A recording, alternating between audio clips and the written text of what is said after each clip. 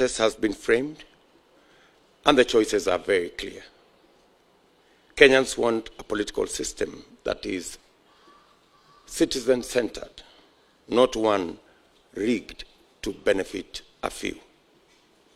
They want an economic system that seeks prosperity, increases incomes, creates jobs, and eliminates inequality.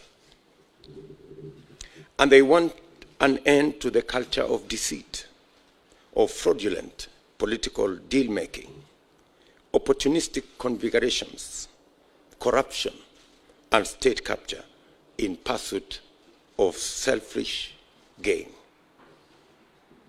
On the ballot is the decision to revive Kenya's economy, complete its democratic transition, and most importantly, the affirmation by the people of Kenya that for the first time since independence, the focus and policies of government will be people-centered and people-driven through the bottom-up economic model.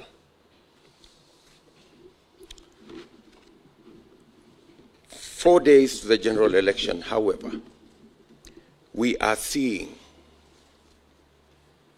choreographed incidences after our competitors have realized that what they thought this election would be has completely changed and become something else. Our competitors have realized that they have lost this election. And as a result, in panic, they have sponsored all manner of opinion polls. I think there have been maybe 10 opinion polls in the last 2 weeks, saying more or less the same thing, meaning they don't even believe in their own lies. That's why they have to repeat them so many times. We don't mind that. They can deceive themselves as much as they want. But we are concerned about a couple of things that are going on in Kenya. We are concerned, and that is why we are here today. We are concerned about meetings that are being organized in dark places to orchestrate disharmony, to orchestrate conflict, and to plan what is not good for Kenya. Recently, the president met people in Nakuru, and the outcome of that meeting is not good for our country. Apart from threats to members of my team who are leaders, what is emerging from those meetings is eventually the leaflets you see. Sometime this week, leaflets were distributed, pamphlets, warning communities. The same old stuff that has taken Kenya through a lot of pain. These leaflets are not innocent. There are people known by the state behind these leaflets. And the intention of these leaflets and pamphlets are to cause panic in the population and to create a situation that will foment citizens fearing to go and vote.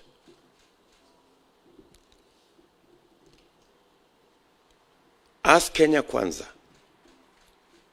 we want the Director General of the National Intelligence Service to tell the country what is going on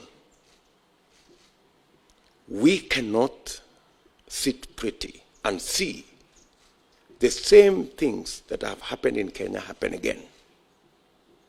We committed ourselves after 2007 that we will never, ever again go back to the politics of ethnicity and division and violence. But there are people, having realized that they cannot win this election, they want to disrupt this election. They want to cause conflict in this election. And that is why we are calling on every state agency and our friends in the international community to speak to this matter, because it is a matter of concern.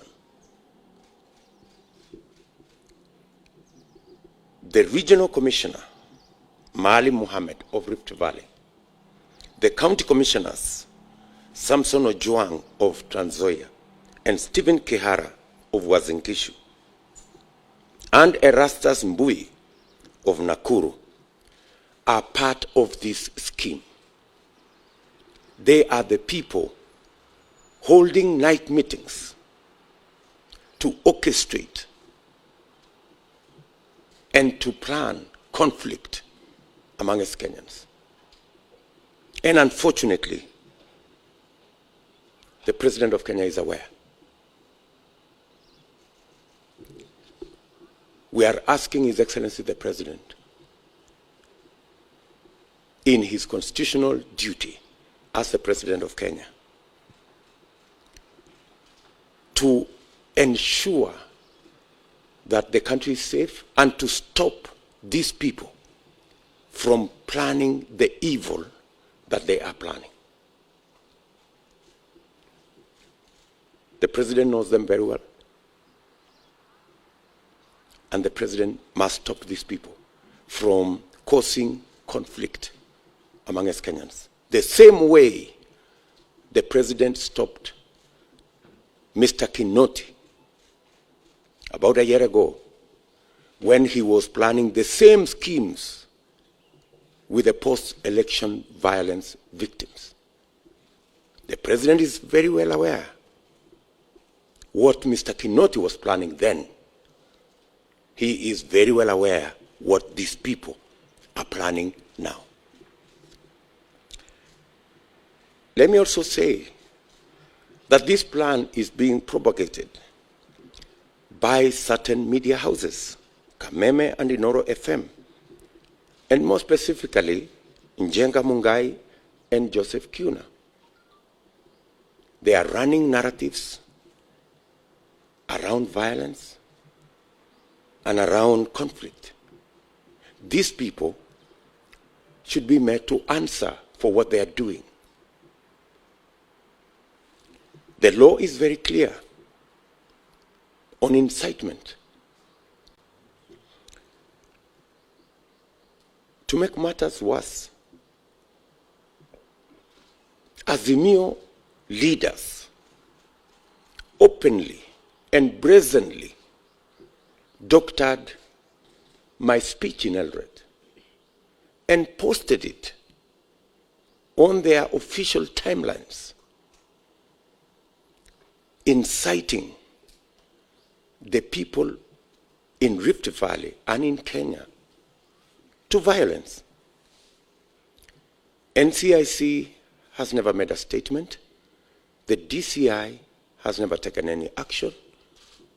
And these are not simple statements.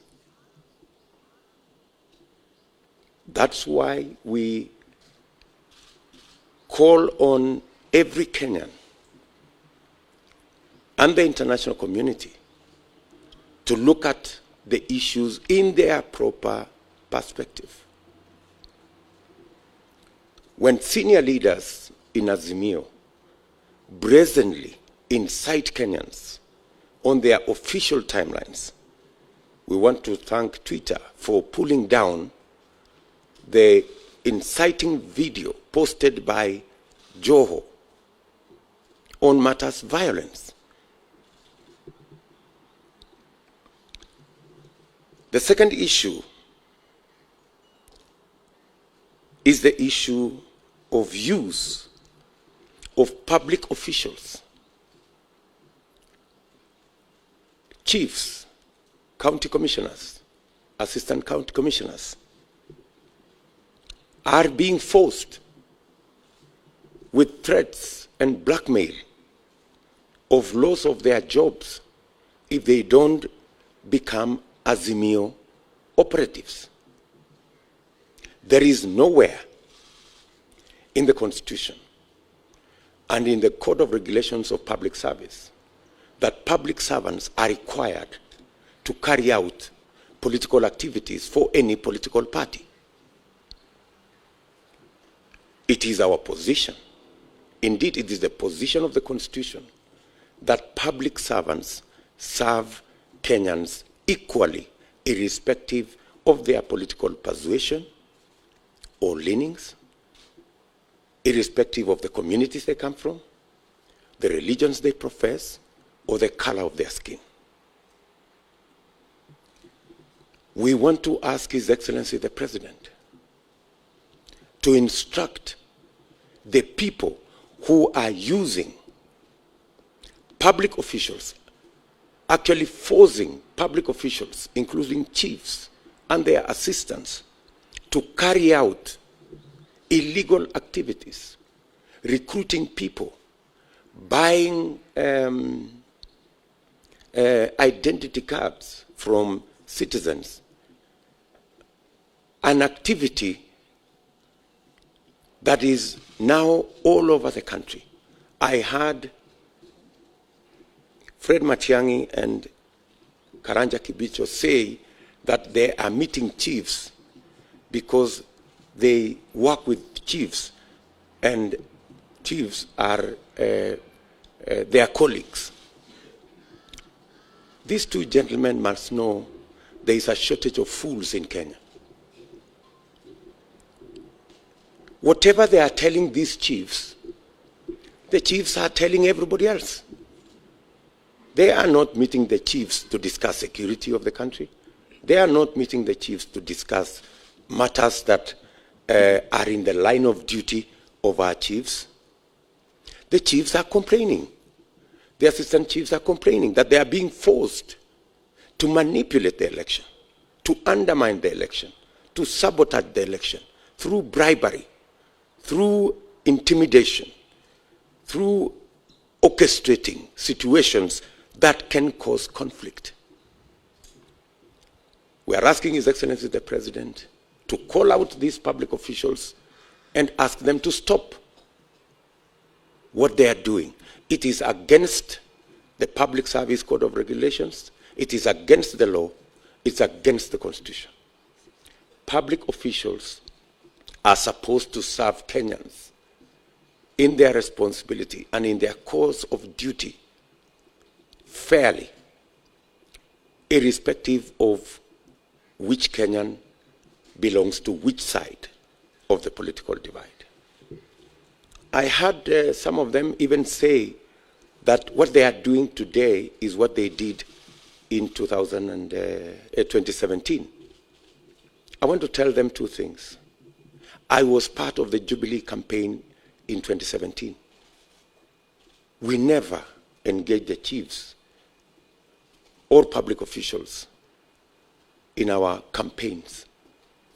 There was no chief like I see today on a campaign lorry campaigning for whatever side of the political divide.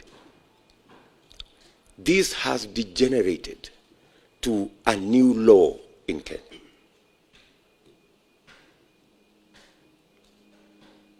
And secondly, two wrongs never add up to a right. Assuming even what they are saying is true. It is wrong. Whether it was done before or whether it was not done before, it is still wrong. So I want to ask public servants, all public servants in Kenya, to refuse the blackmail and the intimidation that they are being subjected to try and help the failing Azimio campaign. Chiefs, their assistants, members of the public service should know that their jobs are protected by the Constitution. And even if anybody takes action against them for refusing to participate in illegal activity, they can rest assured that their jobs will be safe because their jobs are secured by the Constitution. Any illegal action taken against any public official for refusing to participate in illegal campaigns will be null and void. And we want to assure all public servants that the Constitution will protect them and we will protect them to do the right thing. The current recruitment by chiefs of people around polling stations so that they can facilitate the bribery and the undermining and the sabotage of the Constitution must stop. Because Kenyans are looking forward to a free, fair, and democratic election. We want to ask in this meeting all public servants to observe their code of ethics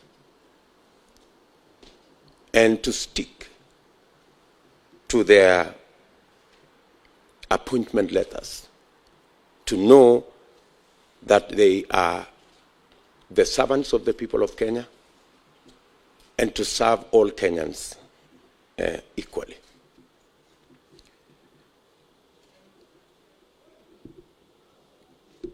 I also want to ask the IEBC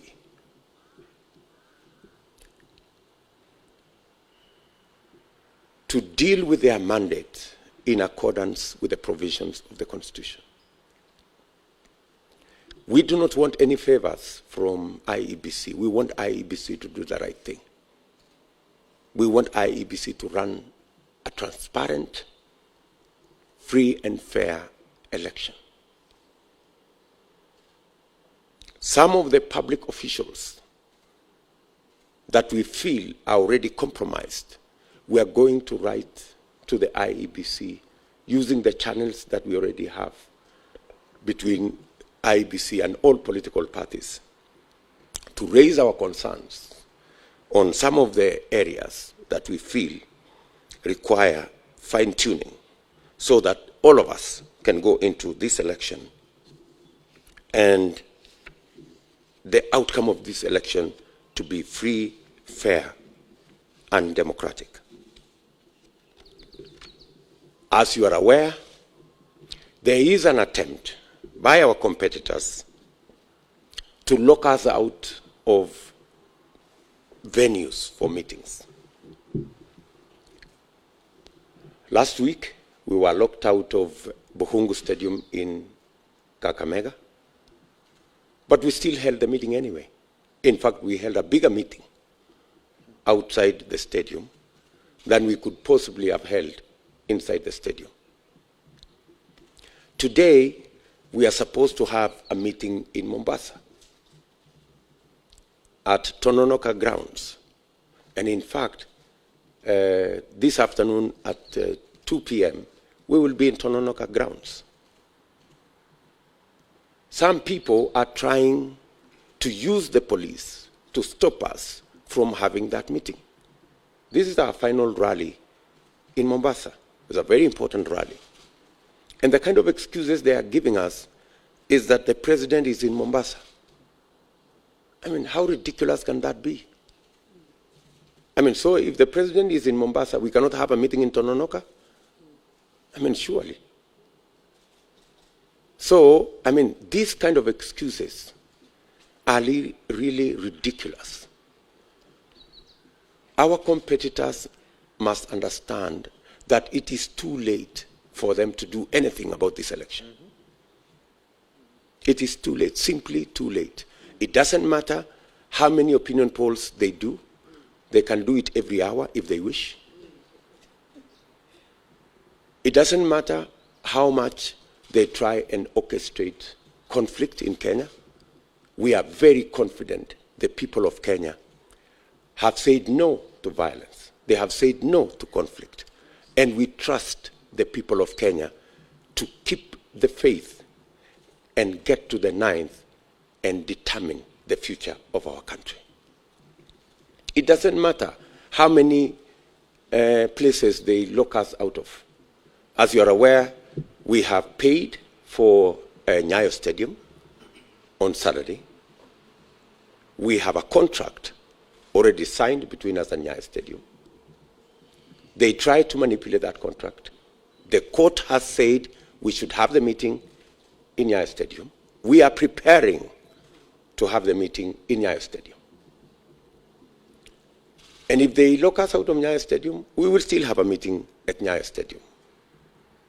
The same way we had a meeting in Buhungu Stadium, on the road, wherever. But we're going to have the meeting anyway, because the die is cast. The people of Kenya have made a choice. And the panic we see in Azimio will not help them. All we are asking His Excellency the President, with tremendous respect, is not to allow the country to face unnecessary conflict because the Azimio project has collapsed. It has collapsed, and there is nothing he can do about it. So, we are asking the country to be calm. Despite the games, despite the orchestrated situations around the country, we want to ask Kenyans to be calm. We want to ask Kenya that 9th is just 4 days away. Nobody should be incited against their brother.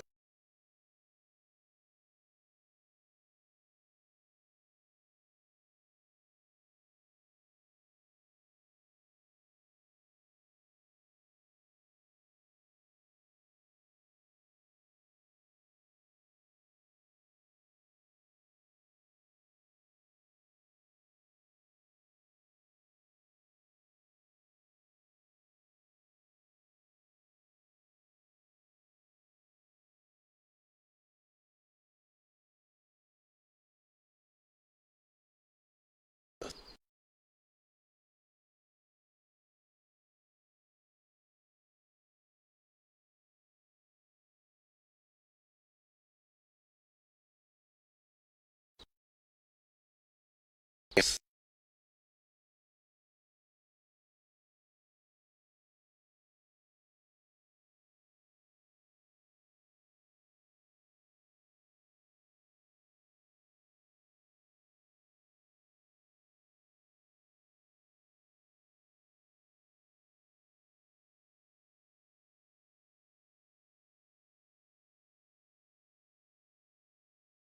And the CEO of Communication Authority, Mr. Chiloba, to exercise the responsibilities of their offices in accordance with the law. Kenyans do not want to see what happened during the presidential debate, where huge sections of Kenya were subjected to a blackout. They must never be, or they must never be part of any scheme, and I'm talking about Muli and Chiloba. They must never be part of any scheme to switch off either electricity or the internet anywhere in Kenya. It is against the law, it's against the Constitution, it is an act of sabotage, and it is an act that undermines the will of the people of Kenya. Kenyans don't want to vote in the dark. Kenyans don't want this election to be held in darkness or in gray areas or in dark corners. Kenyans want a free, fair, and transparent election. Kenyans want to know what is going on. They want the internet to work. They want lights to be on, so that that's the only way we can guarantee a free, fair, and democratic election. We have chosen to make this statement in this manner because we believe that the issues are weighty, and we do not expect any public official to engage in the kind of things that we are currently seeing. Ladies and gentlemen, I want to say thank you very much for your time, for coming to this press conference. I can take maybe one or two questions just for clarity on the matters that I have raised.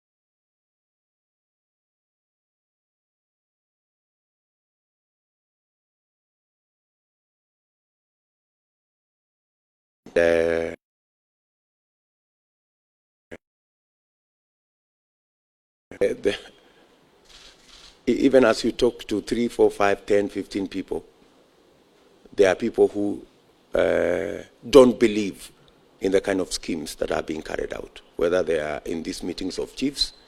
Many chiefs are reporting to us that they will not do what they are being asked to do, that they will not engage in voter bribery, that they will not engage in the kind of exercises that they are being asked to do. When you talk about where is this happening, unless you don't live in Kenya, I mean, you've seen where the leaflets are. You know, that is a matter of not me to tell you. Those are matters that are very clear. When you listen to some of the leaders I have mentioned, they are very clear about what they are talking about. And these are leaders that are being hosted all the time by state officials, which means whatever they are doing it with a tacit approval of state officials who should be doing the opposite of what these people are saying. And on matters to do with IEBC is an independent body. So they will carry out their responsibilities and their duties in accordance with the Constitution and directions from the court and other institutions that have the capacity to tell them what to do. So whatever the IEBC, whatever the court has said, the IEBC will deal with it, because I don't work at the IEBC. I think the men and women there have the capacity to deal with the issues around elections and whatever the courts say and whatever other institutions say. Thank you. Finally,